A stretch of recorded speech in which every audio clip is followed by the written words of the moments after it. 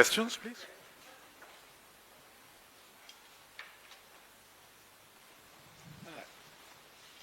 Thank you, sir, for your detailed presentation. Myself, Manoj Kumar from Reuters News Agency. So, sir, in your presentation, you said broadly, like on the economy front, the government has not done enough. So, as reflected in almost doubling of the trade deficit, rupee depreciation, capital outflows, and now high unemployment and the high inflation rates, while the economy is slipping to 6th rank globally from 4th rank. So my question is, sir, as a responsible opposition of the country and with your background of both like Professor Gowda, like so being even on the RBI's board earlier, and now like so heading this professional Congress, and you, Amitabh Dubey, you with the background of you with Eurasia Group and other forums. So, in your view, what needs to be done at this critical juncture, and what suggestions you could offer? Thank you. You should change the government. That is the first point to make. So I'll just respond. Anyway, the basic point is, why take the foreign investment that is fleeing in India? Okay, why is investment not happening? Our own industrialists are not investing, and foreign investors are also moving away. Our own investors are not investing because one reason is crony capitalism. If you if you bid for something and you are competing with the two favorite industrialists of this government, then something will happen to you. You will be raided. You will find yourself in trouble. As a result, people figure, our own industrialists figure, it is better to go invest abroad than to be under this regime, which will find a way to snatch whatever you have and give it to their favorite industrialists. Just that's one point. Second, from 2014, I've been arguing, Mr. Jaitley was finance minister, I was in the Rajya Sabha at that time, and I would keep telling him, you've got this bonanza, this lower prices of crude oil. Pass on those lower prices to the people. This will put more money in people's hands, let them consume more, and this will boost the economic growth. Instead, the government made sure that they added more taxes, excise duty, and they haven't stopped doing that. And the government kept getting huge windfall dividends from the oil marketing companies. Now, after 10 years of doing that, 12 years of doing that, when things are things are worse, you are suddenly saying, let's make the people pay. Let's hike the prices on them. If you keep hiking the prices of these essential commodities, you will find that growth will slow down. It will reverse. So please don't do that. Swallow that bitter pill for a little while, because you've been enjoying the fruits, okay? So these are just some examples, one or two examples of how the economy could be turned around. I'll just add, I am obviously in full agreement with that. One of the challenges is urbanization, the movement of people from rural to urban. No jobs are being generated for these people. That is one reason our cities are in bad shape. That is one reason the rural sector is in bad shape.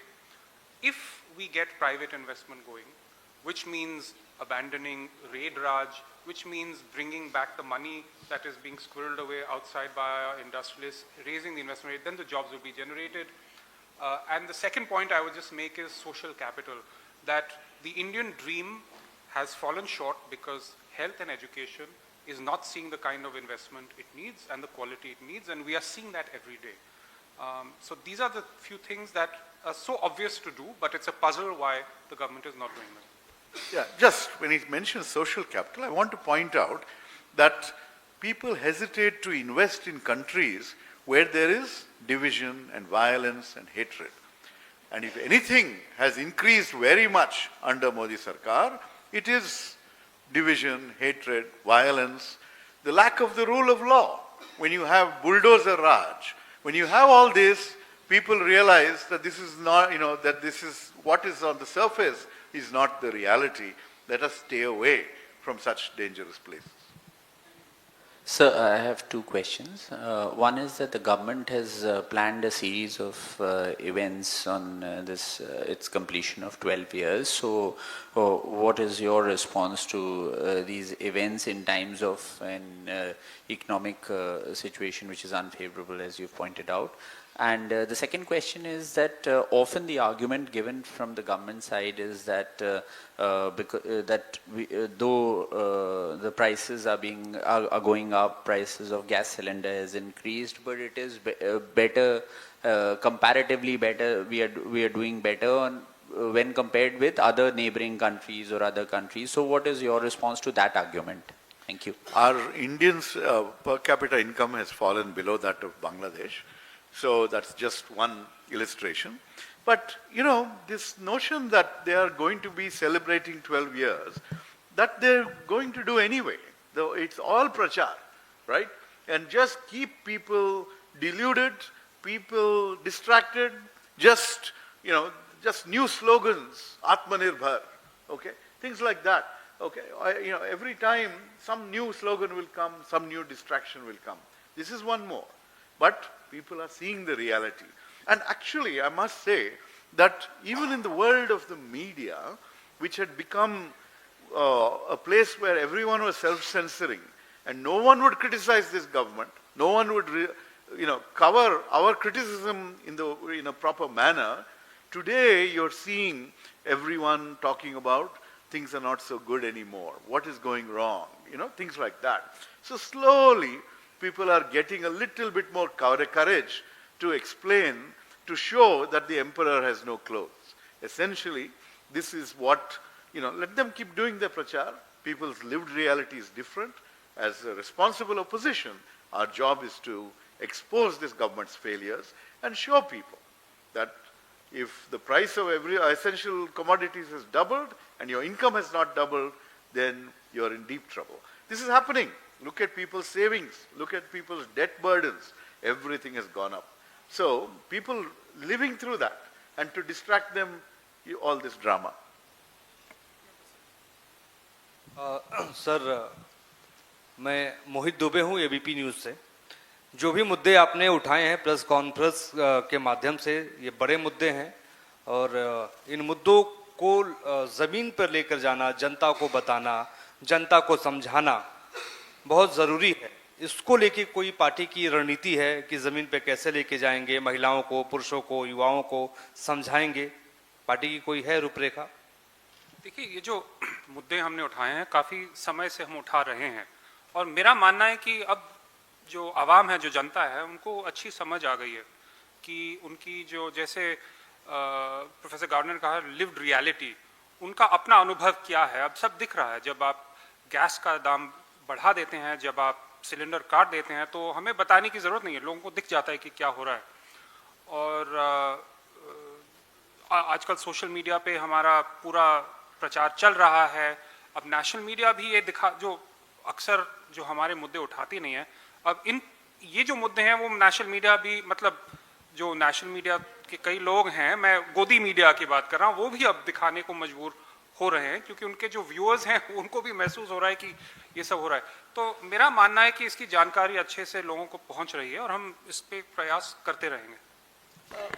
One second, as you've seen, the NSUI, for example, on just the issue of how the education sector is being, the failures of the government in the education sector, you've seen massive protests across the country, right? So that's an example of hitting the streets and spreading the word. Yes, madam.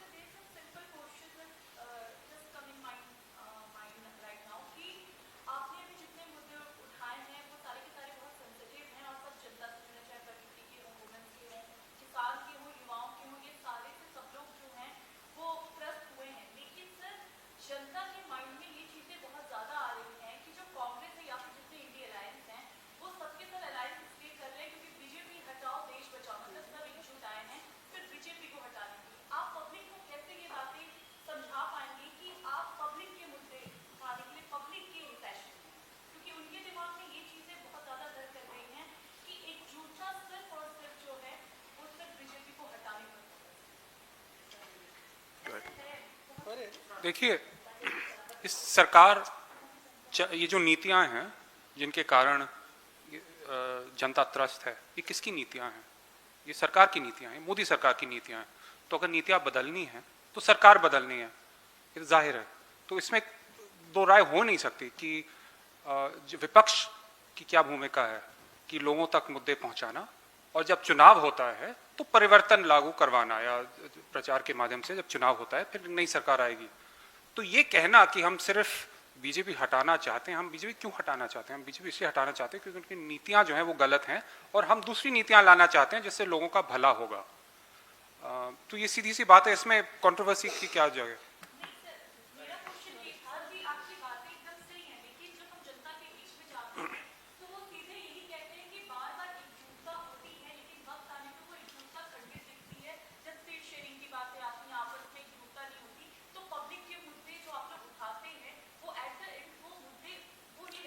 देखिए, ये आप कह रही हैं, public कह रही है, लेकिन हम भी पब्लिक से मिलते हैं, वो उनके अलग अलग व्यूज होते हैं। और आपने देखा 2024 के चुनाव में पूरा इंडिया गठबंधन एकजुट होकर लड़ा, जहां भी बात नहीं बनी वहां भी अच्छे नतीजे आए। तो ये रणनीति का जो सवाल है वो अलग है, जो लोगों के मुद्दों का सवाल है वो अलग है। और कई राज्यों में अभी हमारी मीटिंग हुई थी, बहुत अच्छी मीटिंग हुई थी, बातचीत हुई थी, और आगे की रणनीति के बारे में चर्चा हुई थी। तो ये तो होता रहेगा, जो पार्टी पॉलिटिक्स में होता है वो होता रहता है, लेकिन हम मुद्दे उठा रहे हैं, उठाते रहेंगे।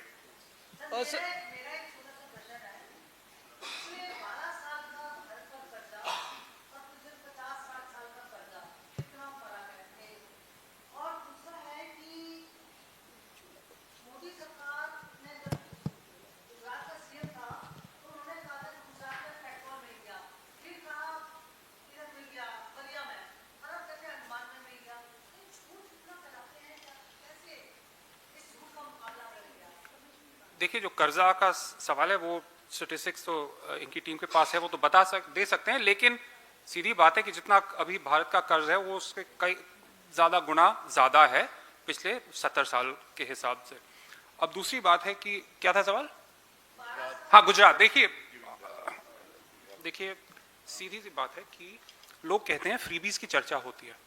सबसे ज्यादा फ्रीबीज मोदी सरकार, चाहे गुजरात के राज्य में हो या केंद्र में हो, अपने उद्योगपतियों, अपने करीबी उद्योगपतियों को दिया है। और गुजरात में तो जीएसपीसी पब्लिक सेक्टर था, लेकिन वहां 20,000 करोड़ रुपए खर्च हुए, गायब हो गए, और एक बूंद गैस या कुछ नहीं मिला। इसी प्रकार से अलग अलग जो राइट ऑफ्स हुए हैं, लोन राइट ऑफ्स हुए हैं, लाखों करोड़ के हुए हैं, गायब हो गए हैं। वो थियोरी में वो वापस आ सकते हैं, लेकिन आते नहीं है। तो ये तो पूरा उनका क्या कहते हैं, बिलियनर एम्प्लॉयमेंट स्कीम उनका चल रहा है, और जो आम जनता है उसको ज्यादा कुछ मिल नहीं रहा है। तो ये सच्चाई है, तो इसमें कोई कंट्रोवर्सी नहीं। अब सब भारत में हर एक समझ चुका है कि ये कैसे हो रहा है और क्यों हो रहा है। उज्ज्वला योजना के तहत पहले सिलेंडर जो है 12 से 9 किए गए, अब 9 से 4 हो गए हैं। इस पर आपका क्या रिएक्शन है? देखिए, जब ये योजना लागू की गई थी तो पहली बात है कि जो एलपीजी सप्लाई का पूरा इंफ्रास्ट्रक्चर है वो यूपीए के समय बनाया गया था, और उस समय भी सब्सिडाइज सिलेंडर दिए जा रहे थे। मोदी सरकार ने एक थोड़ी एक्स्ट्रा सब्सिडी दी इंस्टॉलेशन के लिए, और रीब्रांडिंग पूरी योजना का कर लिया। उन दिनों में कहते थे कि अब वो जो लकड़ी से धुएं से अब आज़ादी मिलेगी, मुक्ति मिलेगी, क्योंकि वो लोगों की सेहत के लिए खराब थी। तो अब क्या लकड़ी फिर से देने लगेंगे लोगों को? तो कैसी बात हुई कि उन दिनों आप कह रहे थे हम लोगों के सेहत के लिए ये सब कर रहे हैं, उनके ये हेल्थ के लिए क्लीन एनर्जी दे रहे हैं, और अब घटा रहे हैं। तो क्या अब लोग लकड़ी काट के अपना चूल्हा जलाएंगे?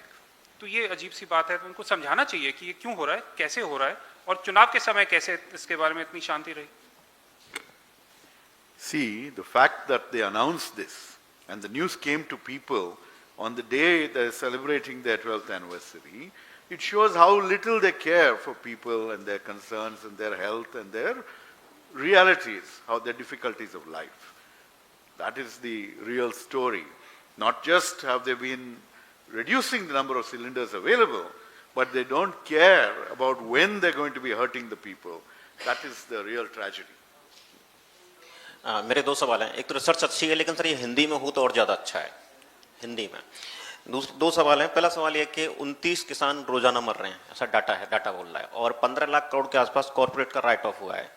तो क्या जैसे डॉलर की में रुपए में बदलने पे भी नंबर है, तो क्या किसानों की मौत भी सरकार के लिए एक नंबर है? क्योंकि जब कॉर्पोरेट्स का 15 लाख माफ किया सकता है, तो ऐसा लगता है कि किसानों के प्रति इनके हृदय में कोई संवेदना नहीं बची है।